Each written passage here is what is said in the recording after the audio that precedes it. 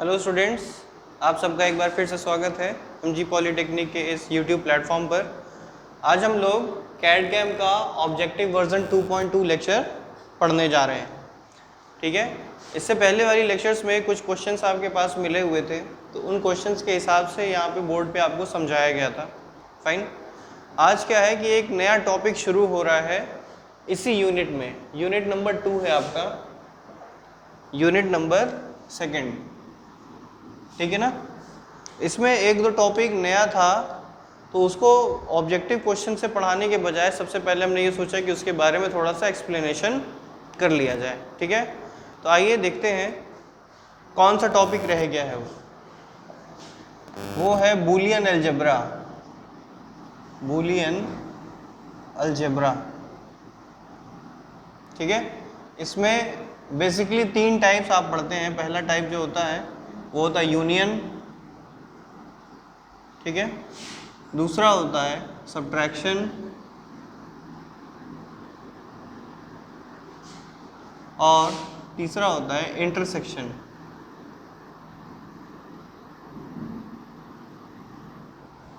ठीक है, तो अब ये देखिए, बूलियन अलजेब्रा में आपको ये 3 सब टॉपिक्स पढ़ने हैं, यूनियन, सब्ट्रैक्शन और इंटरसेक्शन। इसका क्या मतलब होता है तो मैं आपको बता दूं। सबसे पहले इसका काम क्या है। इन सभी का काम बस इतना है, टू क्रिएट प्रिमिटिव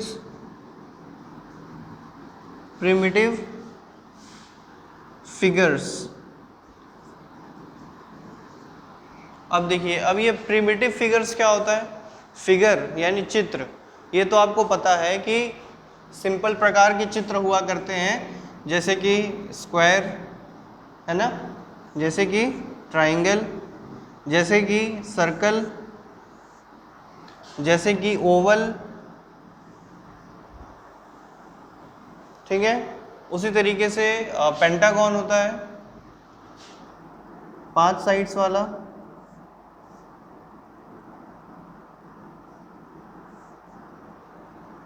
और 6 साइड्स वाला।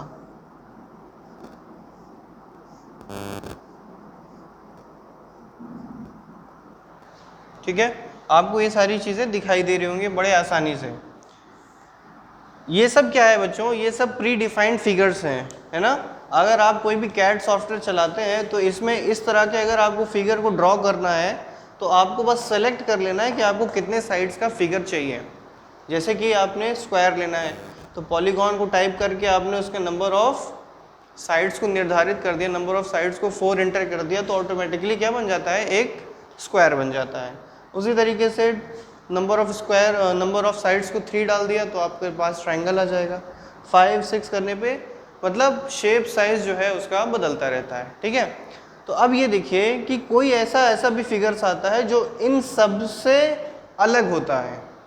ठीक है, अच्छा, जैसे कि मान लीजिए हम आपको बताना चाहें कि जैसे आपको नट को डिज़ाइन करना है, नट हेड।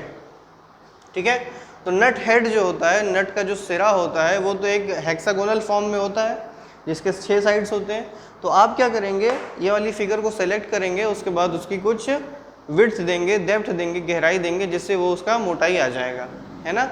उसके बाद से उसी के सेंटर से एक सर्कुलर सिलेंडर आप ड्रॉ कर लेंगे तो आपके पास तैयार हो जाएगा एक पूरा नट। ठीक है, लेकिन कुछ ऐसे फिगर्स होते हैं जो इन सब से बिल्कुल अलग होते हैं, वो आपको इन सब की मदद से बनाने पड़ते हैं। ठीक है, जैसे कि आपको जैसे कैप्सूल बनाना है,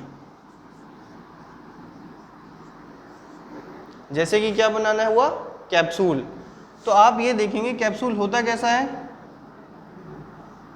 कुछ इस तरीके से होता है कैप्सूल। ठीक है, अब ये चीज़ इस चीज़ से बन कैसे सकती है, ये चीज़ देखना है आपको। ठीक है, जैसे हम यहाँ पे इसको और ड्रॉ कर दें तो हमें ये मिलेगा कि ये एक पूरा सर्कल यहाँ है और ये दूसरा सर्कल है, ये यानी 2 सर्कल हो गए। और ये देखिए, ये एक रेक्टेंगल हो गया। यानी कैप्सूल का फॉर्मेशन जो है सर्कल से हुआ, जो कि 2 नंबर के हैं, दो सर्कल्स हुए, ठीक है, और रेक्टेंगल, यानी एक रेक्टेंगल का और 2 सर्कल का इस्तेमाल करके आपने एक पूरा कैप्सूल तैयार कर दिया, ठीक है। तो ये फिगर्स जो है आपके पास प्री डिफाइंड नहीं थे, ये आपको बनाने पड़े, ठीक है। तो अब देखिए कोई भी फिगर, नया फिगर प्री डिफाइंड फिगर्स को लेके बनाया जाता है तो इन्हीं सारे ऑपरेशंस के ज़रिए बनाया जाता है, ठीक है। यूनियन का क्या मतलब होता है कि 2 अलग अलग फिगर्स को जोड़ देना, 2 अलग अलग फिगर्स को जोड़ देना।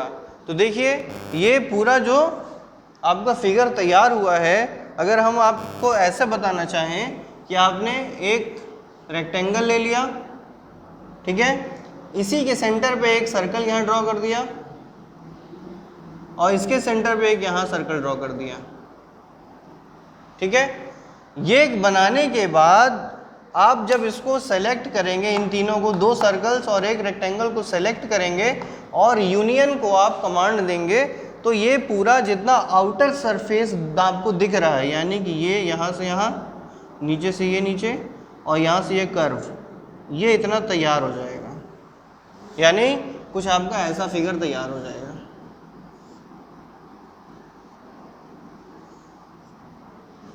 ये ठीक है, आप लोग साफ दिखाई दे रहा होगा। यूनियन का मतलब ही क्या होता है? संगम, यानी 2 ओवरलैपिंग अगर फिगर्स हैं तो इसका जो आउटपुट आएगा वो वही फिगर्स का शेप होगा जो उसके आउटर सर्कल पे या उसके आउटर बाउंड्री पे बनाया जा रहा है। जैसे कि मान लीजिए आपको ये तैयार करना है, मान लीजिए आपको जो है एक फिगर तैयार करना है जो दिखने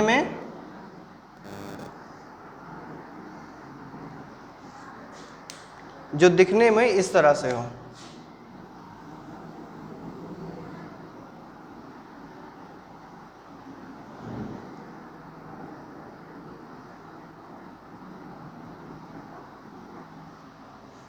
अब देखिए ये कोई प्री डिफाइंड फिगर नहीं है, परंतु ये 2 अलग अलग फिगर से मिलके बना हुआ है। आपको दिखाई दे रहा होगा यहाँ पे ब्लैक में बना हुआ है कि ऊपर वाला पोर्शन जो है एक पूरा सर्कल है और नीचे वाला जो है एक्सटेंड करने पर आपको क्या मिल जाता है? ट्रायंगल। ये सर्कल और ट्रायंगल यहाँ से आपको मिल जाएगा, सर्कल और ट्रायंगल, ठीक है। उसके बाद जैसे ही आप यूनियन का कमांड लेते हैं तो जो आउटर सरफेस पे इसकी जो बाउंड्रीज होती हैं वही ड्रॉ हो जाती हैं। तो आउटर पे आपको क्या क्या दिखाई दे रहा है? पहले इनर वाला देख लीजिए, जो अंदर दिखाई दे रहा है वो ये है, इतना पार्ट इनर का है, ये वाला पार्ट। तो ये वाला पार्ट मिल जाएगा, यूनियन हो जाएगा, संगम हो जाएगा। आपके पास आउटर वाला भाग कौन सा है? आउटर वाला भाग आपको साफ दिखाई दे रहा होगा यहाँ से, वो ये है,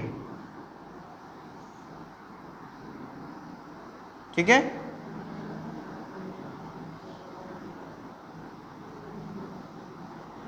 आउटर वाले भाग को अगर आप लाइन बाय लाइन जोड़ते जाएंगे तो आपको ये वाला एक फिगर तैयार मिल जाएगा, ठीक है। बात समझ में आ गई? करना क्या है यूनियन में? यूनियन का कॉन्सेप्ट ये होता है कि 2 अलग अलग फिगर्स को जोड़ देना एक साथ। उसी तरीके से सब्ट्रैक्शन का देखिए, कोई ऐसे फिगर्स होते हैं जो किसी 2 प्री डिफाइंड फिगर्स के सब्ट्रैक्शन करके बने। कैसे? आइए इसको देख लेते हैं।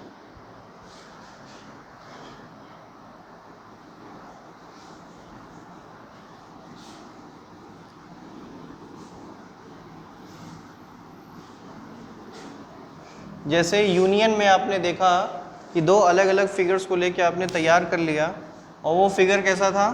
कुछ इस तरह का था,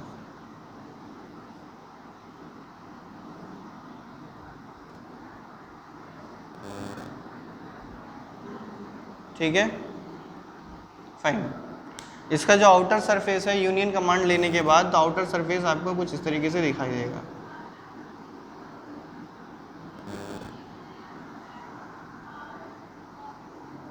यानी इस तरह का फिगर बनाने के लिए आपको सर्कल और ट्रायंगल का यूनियन लेना पड़ेगा, ठीक है बच्चों, समझ में आ रही है बात? एक तो ये एग्जांपल हो गया यूनियन का। सब्ट्रैक्शन का मतलब क्या होता है कि 2 अलग अलग फिगर्स में से जो भाग सब्ट्रैक्ट करके आया हुआ होता है वो सब्ट्रैक्शन होता है। ठीक है। जैसे कि मान लीजिए आपको एक फिगर तैयार करना है कुछ इस तरीके का,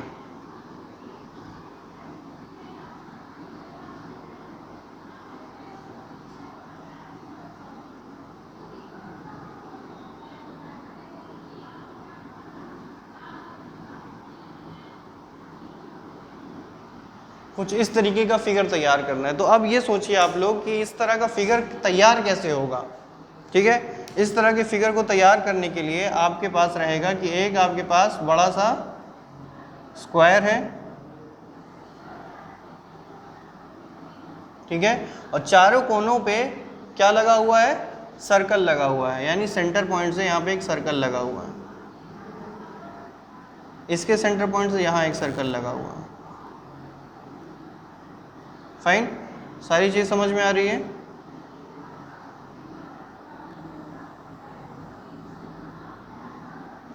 अब देखिए आप कि अगर बड़े वाले रेक्टेंगल में से या स्क्वायर में से आप इन सब का एरिया माइनस कर देंगे तो कौन कौन सा एरिया है जो माइनस हो जाएगा स्क्वायर में से, वो आपको यहाँ साफ साफ दिखाई दे रहा होगा। यानी इससे जो मिला हुआ एरिया है वो सारी चीज़ें क्या हो जाएंगी, माइनस में आ जाएंगी। ये माइनस जब हो जाएगा तो आकृति अपने आप किस तरह हो जाएगा, ये वाला एरिया आपके पास बच जाएगा जो कि रेड से हम यहाँ पे तैयार कर दे रहे हैं, यानी ये पूरा एरिया आपका तैयार हो जाएगा।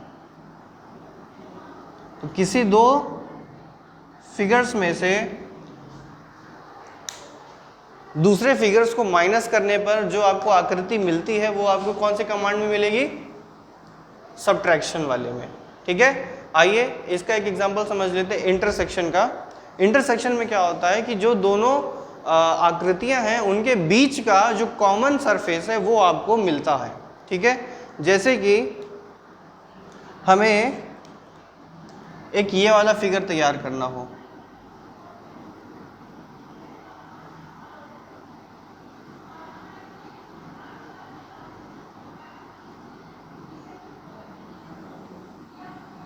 एक इस तरह का फिगर हमें तैयार करना है। तो ये वाला फिगर आपको कैसे मिलेगा, इस वाले फिगर के लिए आप क्या करेंगे कि एक स्क्वायर लेंगे,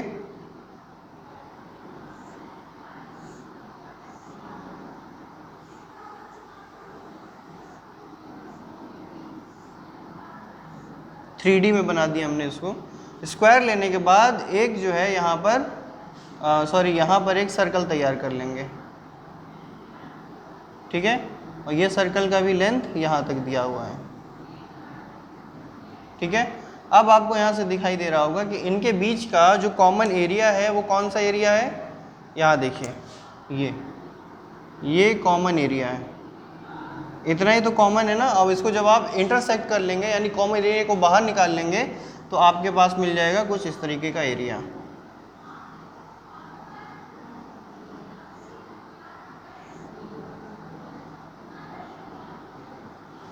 ठीक है बच्चों, तो ये था, ये तीन कॉन्सेप्ट थे, एक टॉपिक रह गया था। तो इसी बेस पे यूनियन, सब्ट्रैक्शन और इंटरसेक्शन के बेस पे हम लोग कल एक ऑब्जेक्टिव सेशन रखेंगे जिसमें हम आपको PDF कुछ क्वेश्चन बना के दे देंगे और आपको इसी आधार पर आपको उसका आंसर देना है। और अगर आपको नहीं समझ में आता है तो यहाँ पर हम सारी डिस्कशन कर लिया करेंगे। ठीक है बच्चों, तो आज का लेक्चर जो हम यहीं पे स्टॉप करते हैं।